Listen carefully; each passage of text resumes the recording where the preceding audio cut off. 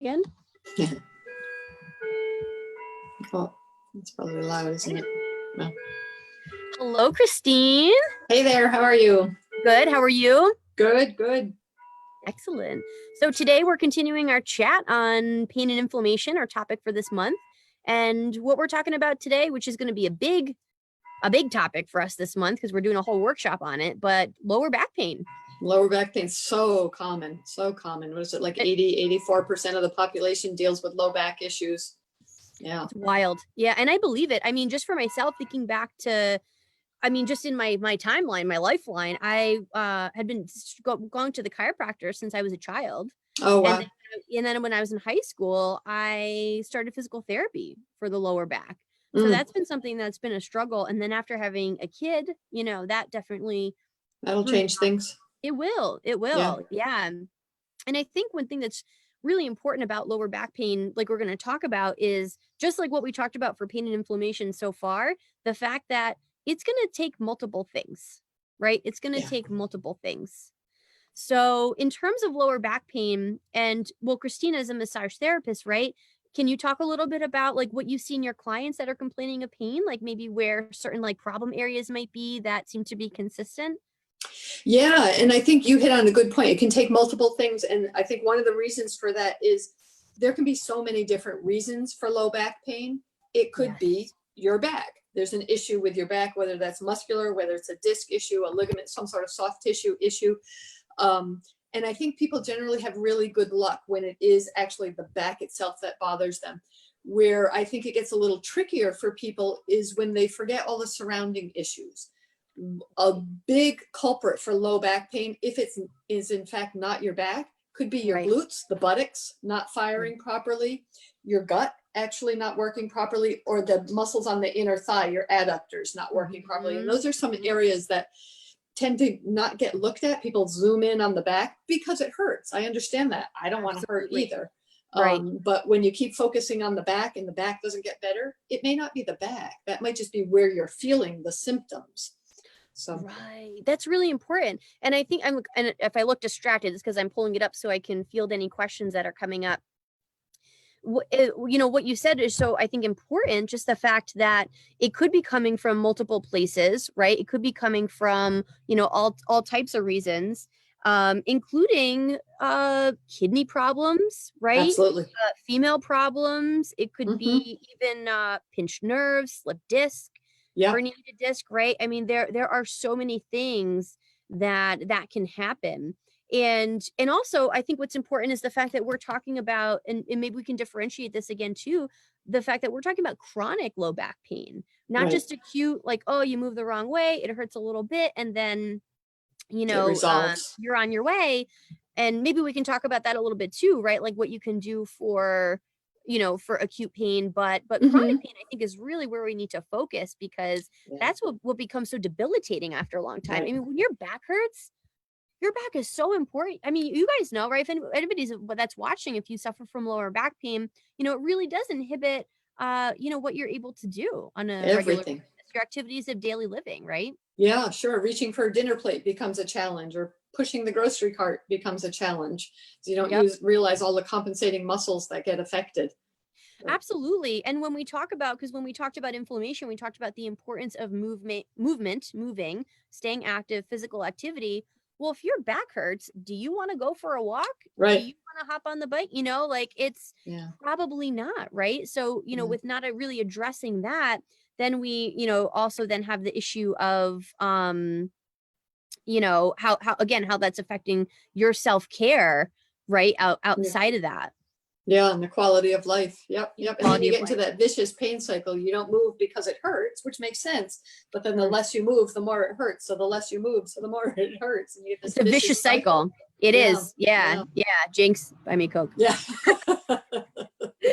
So let's talk about solutions. Ooh, somebody honked the horn going by. That was fun. So let's talk about solutions. So, I mean, we recognize, right? A lot of people are maybe still home or sedentary, or, you're glued to your desk, which, being sedentary, that's a huge risk factor for chronic lower back pain. But there are definitely some things that you can do at your desk, in your chair, that can help, can help. Yeah. What do you think? Should we start with stretches or exercises? Oh, exercises. Yeah. Yeah. All right. You So want to some go of the first? exercises, if we look at when people are trapped at their desk, which happens so much, whether you're in the office or whether you're at home, if it's possible, get up and move. Even if it's just a little bit. I'm going to walk to the kitchen or the water cooler to get a drink. Is it ideal? No, but the more things we get in the positive column, the better we are. So just getting up and moving, using those glute muscles. When we sit, you actually inhibit or kind of shut down the muscles of the glutes. And those are big muscles. So if they're not working, somebody's got to do that job. Yes. So get up and use them. Doing things like bridges, those are a really good exercise. Or, hey, I can't get up. My work is crazy. I can't get up. Squeeze your butt. Just squeeze, relax, squeeze, relax, squeeze, relax. You're activating that muscle. Yeah, and even I'll back up so you guys can see me in my chair. I might have to tilt this down a wee bit. But you could even, you can kind of barely see, you could even hover above. Do squats. Yeah, so if your feet are on the ground and you just shift your body weight forward, put your weight in your heels, try it right now. Anybody that's sitting and watching, just kind of tilt forward, squeeze the glutes a little bit. It's awesome. Yeah. So you're using those muscles. Yeah. Yeah. While I'm here with the chair, I'll show you my next one. Back to adductors, right? Again, if you have stuff to work with, that's great. But even if you have like a little ball or a yoga block or something like that, and if you put it between your knees and your thighs, and squeeze and release. Think about Thigh Master, right? Remember the Thigh Master? Yeah, Suzanne Summers. Yeah. She was onto it. I'm dating myself. Something. Yeah, I bet her lower back feels awesome these days, right? Yeah. So using the inner thighs, and you can even take your fist and put it between your knees and squeeze it as well. So you don't even, it doesn't have to be even just squeezing the legs together. So inner thighs, we talked about glutes. So whether that be something like just squeeze, clenching and releasing and clenching, which is actually one of my favorite things to do in progressive muscle relaxation. But, so that the adductors squeezing. Okay, good. And then we can do something for the core and the seat for sure, right? Yeah, there's a lot of, even some of the stretches are really nice. Nice not only for the back, but also for the whole digestive system, which is going to play in. If you think of the whole abdominal cavity, it's pretty small, has nothing to do with how heavy or how small someone might be. There's not a lot of room in that cavity, but there's an awful lot of stuff crammed in there. So simple things like doing a twist in your chair. You can even have your head going the opposite direction. So you're getting the whole length of the spine, which is really nice, both directions. So if I twist over, I can bring my head to the opposite. You can do things like cat and cow in the chair. Perfect yoga move, often done on the floor, but maybe you can't get on the floor because you have a health issue or you're at work. It's not appropriate, but you can cat and cow in your chair. Really very nice. Great things to do through there. There's another great one for the back that I love. And again, I'm going to turn myself so hopefully you guys can see me. Yeah. Okay. So you can do this on your desk. You can do it on your kitchen counter. You can do it wherever. Just put your hands on a solid surface and then sit your hips back like this. You get a nice stretch. Yeah. And actually, getting the outer thighs, stretching, I guess we can move into stretching too, but, stretching out the hips, very important for lower back. Yeah. Things like that figure 4, bring your ankle up across to the opposite knee and a little lean forward, helps to get the piriformis, the muscle in the glutes, in the buttock area, which plays right into the back. I think one of the problems people have so often is we dissect the body, but it doesn't work that way. One muscle connects to another. It's the old kids song, the hip bone's connected to the knee bone. Yeah. It really is true. Nothing works in isolation in the body. It's a closed system. So if you're affecting one area, you're affecting another. So, it's not my hip. It is. Your hip affects your back. Your back affects your hip. So very, very true. So all of those working that area is so important for people. It is. Yeah, it is. I'm trying to think of some other good ones that we can give for people in the chair so far too. So kind of getting back to the core, because again, the gut and digestion and, everything operating within that is very important, like you mentioned.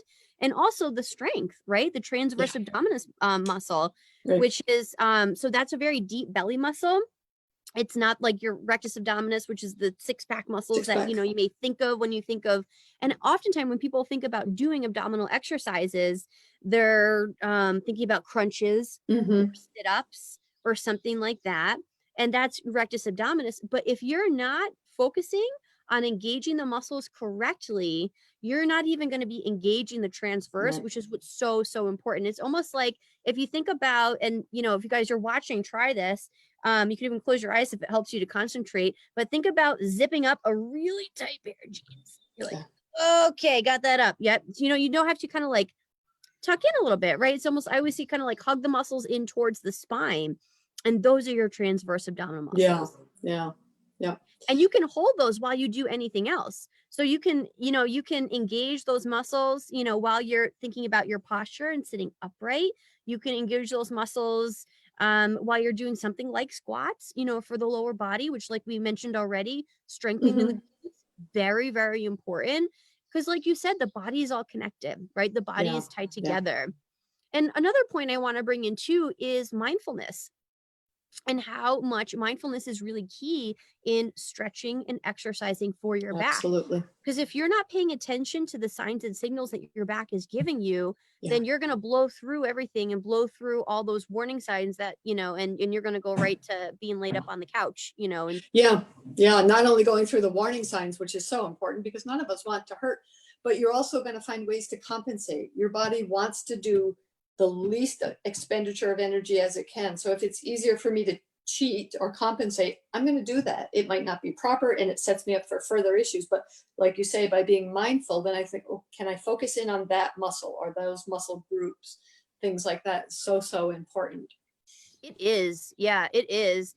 And kind of getting back to lower, you know, chronic lower back pain treatment in general too, just to let everybody know, there is tons of research and evidence showing how stretching and exercise can help with lower back pain. Now, if we combine that with something else like massage or you know, even something like or essential oils, or like your discs, right? The ANF therapy or something, you know, acupuncture, right? Like any of the things that we're talking about. But if you combine it with something else, then you're going to be even at a really greater advantage for healing. But one really important thing, and I think this is like one of the big things, I'm sure you see this too, Christine, with your people, is consistency.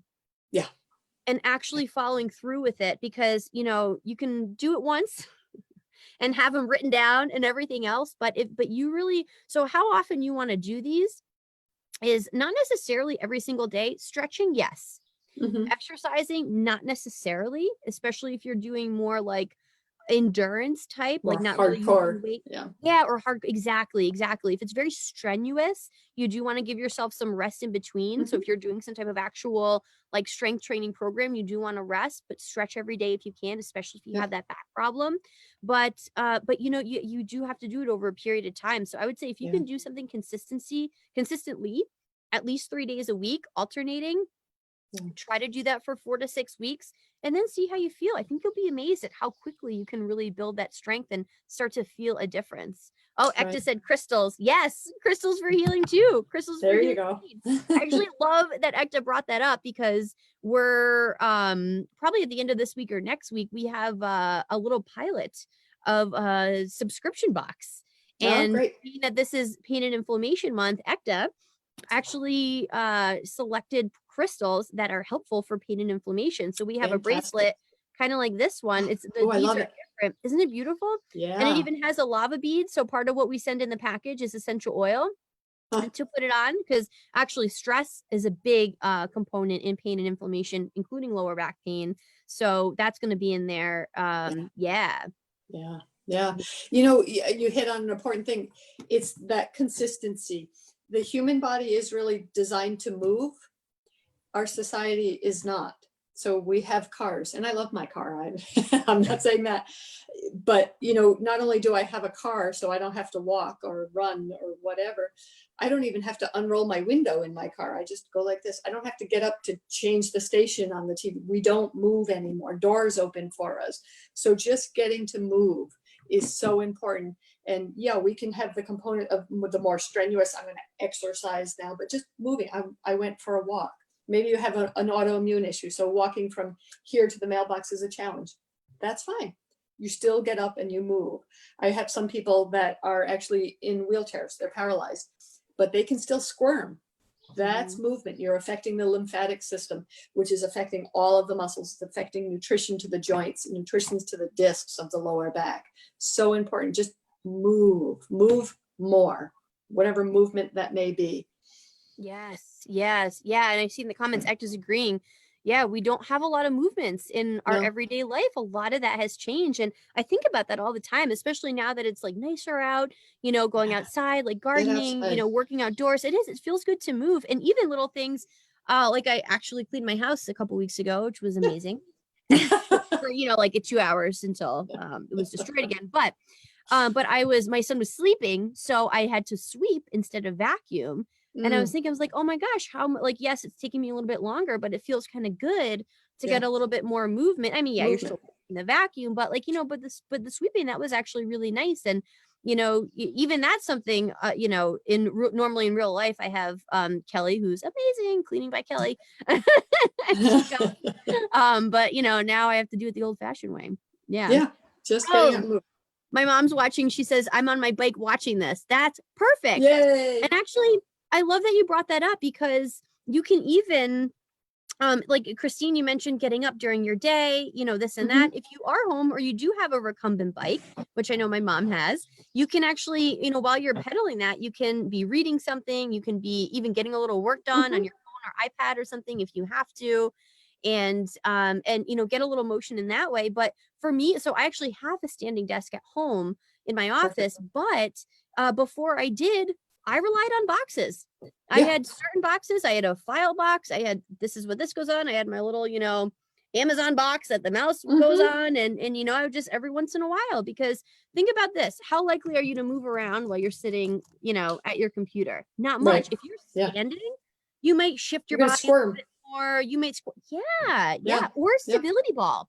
Actually sitting on a stability ball at your desk, while some corporate places do not approve of this because it's a hazard. So, don't say you heard it from me. It's a liability. Exactly. But that it's a great way to engage your core.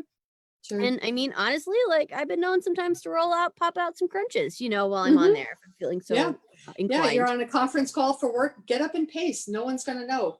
There's ways to fit it in. And I know a lot of people, well, I'm not working out, because they feel like they have to get that big sweat on and really right. torture them. There's a place for that, but just getting daily more movement is super important. So, again, I'm going to walk to the kitchen a couple extra times, or the old thing that we've all heard before, you're going to the grocery store. Fine. Instead of parking up close, park far away. I go to the gym and I see people that circle and circle and circle trying to get that close spot. I'm like, but you're at the gym. Walk a little bit more.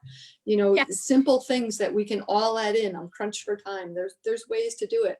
You're watching TV, get down and walk in place. Right. There's ways to add it in. Yeah, you need to rest and all of that. Right. Too. And actually, what you're bringing up sparked something for me that I just remembered too. Kind of getting back to the research and the evidence-based, like what's been researched, what works, what doesn't work. Cardiovascular exercise is actually the one thing that in research, the evidence doesn't show an actual change in outcomes for chronic lower back pain. But I think that's because it may help in different ways. So if you already have poor posture, your body's in poor alignment, and now you're just doing something without bringing things together correctly, then that could maybe even not necessarily make it worse per se, but it's definitely not going to improve anything. However, excessive body weight does have a huge impact on lower body weight, on lower back pain. So a cardiovascular will help you lose weight, which in turn can help with lower back pain. But if you're specifically like, okay, my back sucks, or it's starting to, or whatever, I need to do something, start with strength training, stabilizing exercises. So that could even be like a plank. And you don't have to get on the floor and do a painful plank. You could put your hands, just like I showed you that stretch before, you could have your hands just on the counter, leaning back into a plank and thinking about just strengthening and flexibility. Oh my God, we cannot stress enough. Stretch. for the love of God, stretch. It'll make a huge difference. Yep. Yep. It's movement. You're providing nutrition to all the joints, to all the discs. So important. And taking down the stress level, as you mentioned, that plays a huge, emotions play a huge role in low back pain. And Huge role. we're actually going to be talking about that tonight. Lisa Medley and I are talking about that tonight, how the mind-body connection and how stress impacts that. Yeah. So much good stuff coming. This is fantastic. I don't want the month to end. Well, I think gave some good tips here, and we'll follow up. I'll summarize in the post for everybody, and maybe even if I get time, I'll search for a little, maybe Pinterest or something. If I find a good desk exercise or stretches, I'll share with everybody.